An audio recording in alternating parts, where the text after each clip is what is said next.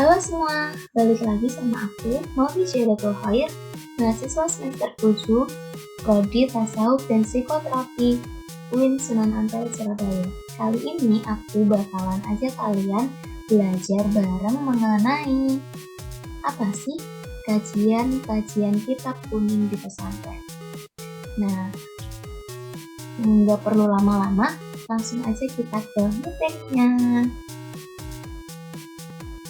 Jadi, di pertemuan kali ini aku bakal bahas bareng kalian mengenai kajian kitab-kitab tasawuf di pesantren. Pesantren sebagai lembaga pendidikan Islam yang memberi pengajaran agama Islam, tentu tujuannya tidak semata-mata memperkaya pikiran santri dengan teks-teks dan penjelasan yang Islami saja, tetapi juga untuk meningkatkan moral, nilai-nilai spiritual dan kemanusiaan. Selain itu, tujuan pendidikan pesantren juga untuk memperbaiki tingkah laku anak didiknya.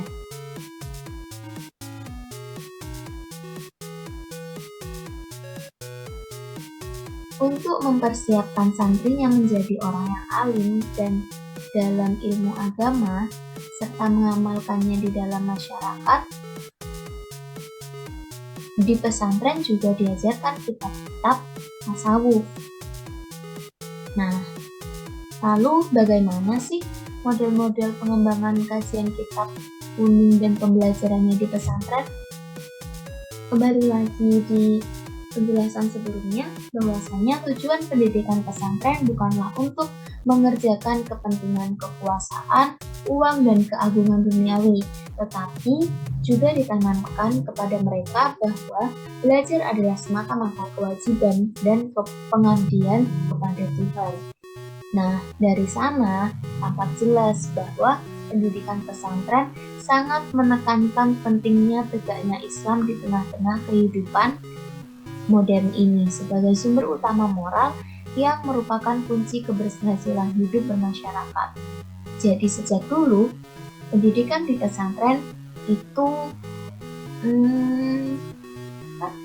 pembelajaran kitab kuning itu sebagai sesuatu yang khas. Itu menurut buku karya Martin van Bunsen. Lalu bagaimana model pembelajaran kitab kuning di pesantren? Ya, model pembelajaran kitab di pesantren itu dilakukan secara bertahap. Kurikulumnya dari tingkat dasar mengajarkan kitab-kitab sederhana, kemudian ke kitab-kitab lanjutan dan tahasus. Nah, dalam pengajaran ini tentu digunakan berbagai metode disertai dengan model kajian kitab kuning. Nah, yang pertama itu hafalan. Dalam kegiatan pengajian hafalan ini, santri diharuskan membaca dan menghafal teks-teks berbahasa Arab secara individu. Nah, guru hanya menjelaskan arti kata. Biasanya digunakan untuk teks-teks madon, seperti yang terdapat dalam kitab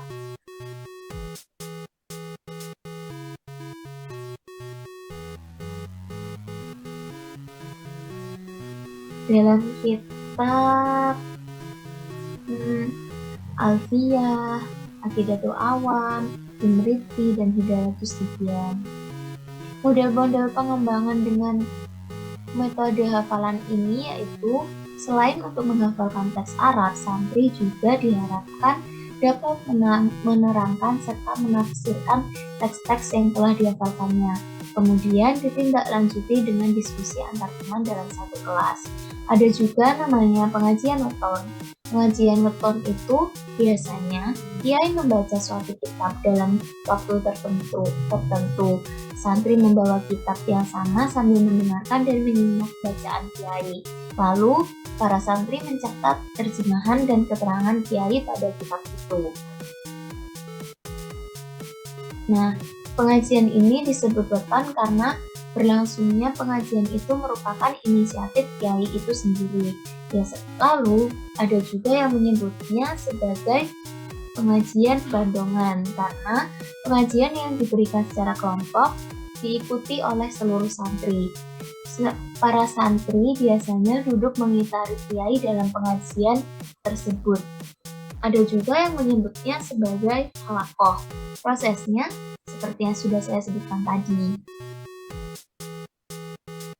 Dalam pengajian weton ini, kiai hanya menjelaskan dan santri tidak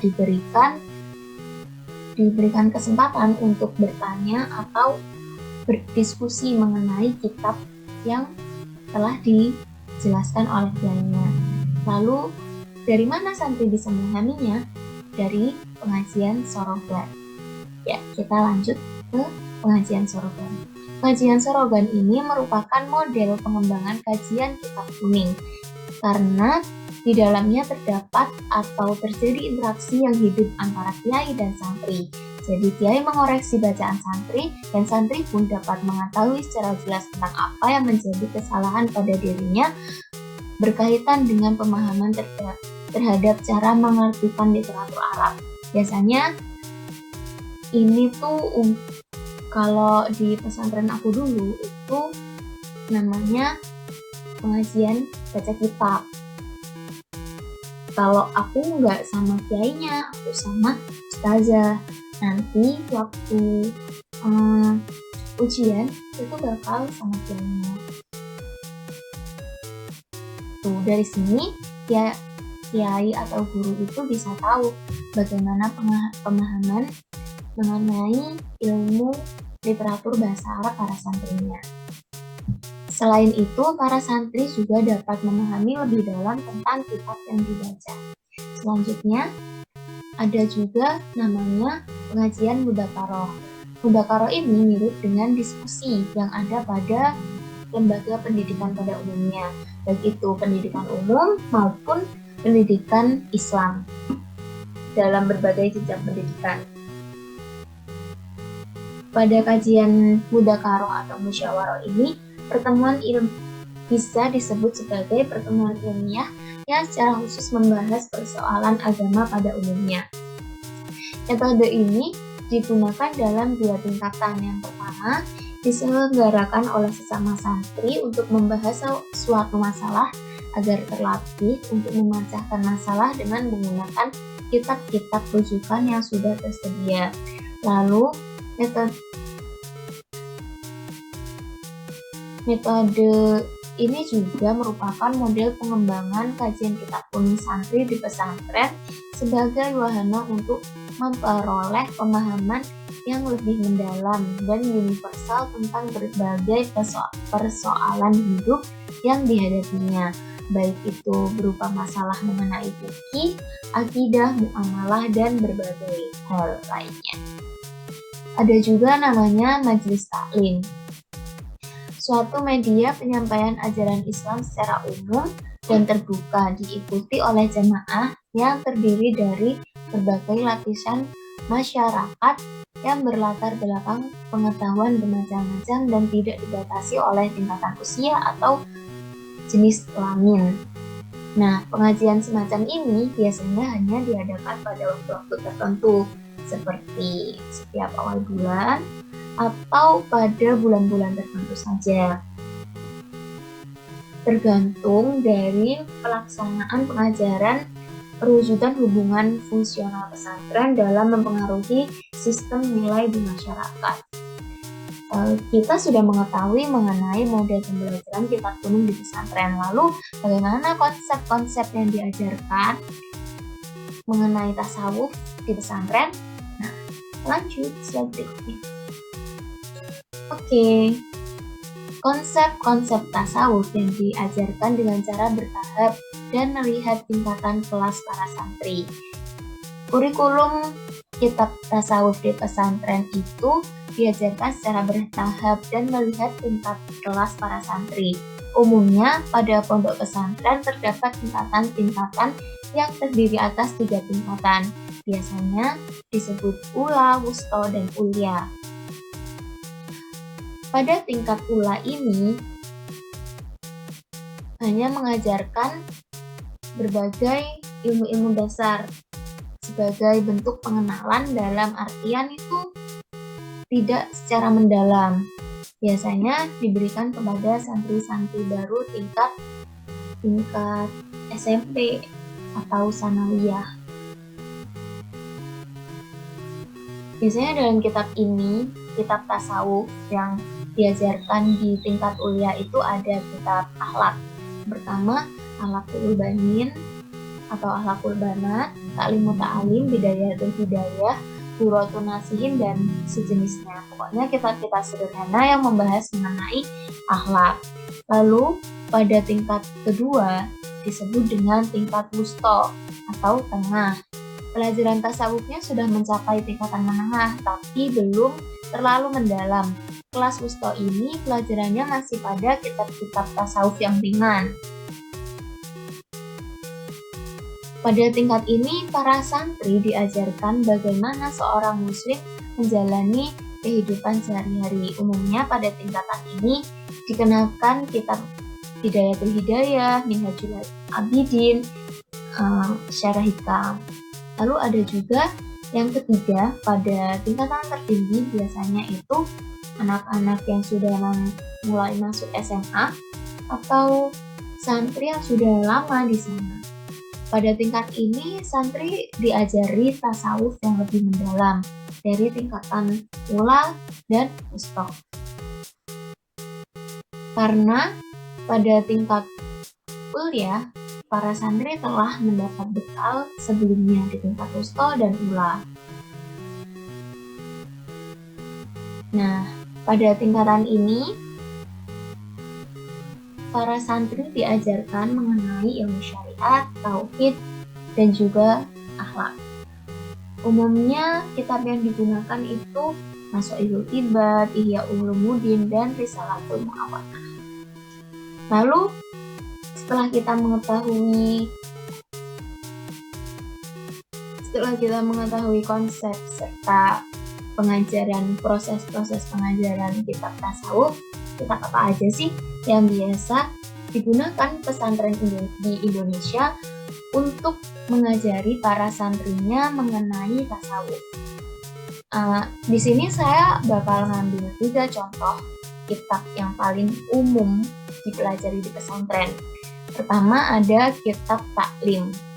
Nah, pada kitab taklim ini merupakan karya dari Al-Zamuji dan diajarkan di lingkungan pondok pesantren, madrasah, serta lembaga pendidikan yang bercorak klasik lainnya.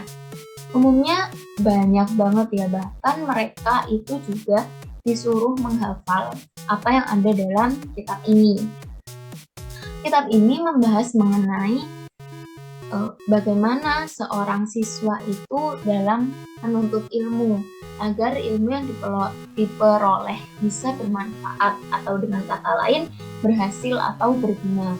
Menurut Az-Zarnuji, belajar mempunyai arti bernilai ibadah dan menghantarkan seorang untuk memperoleh kebahagiaan duniawi dan ukhrawi. Karenanya, menurut beliau, belajar itu harus diniati untuk mencari ridho Allah, kebahagiaan akhirat, mengembangkan dan melestarikan Islam, mensyukuri nikmat akal, dan menghilangkan kebodohan. Lalu ada juga kitab Ihya Ulumuddin. Kitab ini merupakan kitab karya Imam Al-Ghazali pada abad ke-11. Sesuai dengan arti dari judulnya, kitab Ihya ini ditulis untuk menghidupkan kembali ilmu-ilmu agama yang dianggap Al-Ghazali sudah terkubur. Oleh karena itu, wajar jika kitab tersebut banyak mencakup berbagai disiplin ilmu agama. Salah satu karya fenomenal Imam Al-Ghazali ini tidak hanya membahas mengenai bagaimana sih seseorang itu harus bertasawuf, tapi juga amalan-amalan syariat. Nah, Imam Al-Ghazali membagi kitab Ihya Ulumuddin ini menjadi 4 bagian. Pada bagian pertama, Imam Al-Ghazali membahas tentang hal-hal yang berkaitan dengan ibadah, seperti tata cara sholat, tata cara bersuci, puasa, dan lain sebagainya. Kemudian pada bagian kedua itu membahas tentang kebiasaan-kebiasaan, adab makan, adab minum, adab bertamu, seperti itu. Lalu pada bagian ketiga itu membahas tentang hal-hal yang dimasakan. Pada bab ini dijelaskan perkara-perkara yang membuat hati seseorang itu menjadi bisa dibilang gelap gitu ya. Jadi pada bab ini tuh bahas mengenai riya, ujub, lalu bahaya-bahaya mengenai lisan, seperti itu. Pada bagian keempat bahas tentang hal-hal yang menyelamatkan. Jadi karena sebelumnya sudah dikasih tahu mengenai bahaya-bahayanya, Imam Al-Ghazali juga memberikan semacam bagaimana cara agar tidak terjerumus pada bab yang sudah dijelaskan di bagian ketiga. Lalu ada kitab Risalah Al-Mu'awanah. Nah, kitab ini merupakan kitab dari Imam Abdullah bin Ali Al-Haddad. Kitab ini biasanya dikaji di lingkungan pesantren dalam menerapkan nilai-nilai pendidikan akhlak, yang mana dalam nilai-nilai pendidikan akhlak yang terdapat dalam kitab Risalatul Mu'awanah ini terhadap kehidupan sekarang sangatlah relevan dan sesuai dengan pendidikan akhlak yang diterapkan pada para pelajar sekarang. Isi kitab Risalatul Mu'awanah ini adalah berisi tentang berbagai anjuran dan tata cara dalam memperbaiki akhlak, baik kepada Allah dan Rasul-Nya maupun kepada sesama makhluk.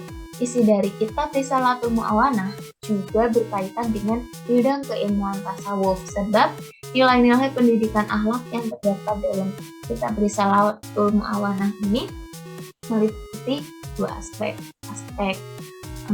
duniawi dan ukhrawi. Nah, itu tadi penjelasan mengenai bagaimana kajian kitab kuning tasawuf di pesantren, khususnya di pesantren yang ada di Indonesia. Sekian dulu penjelasan dari aku, semoga bermanfaat. Wassalamualaikum warahmatullahi wabarakatuh. Bye.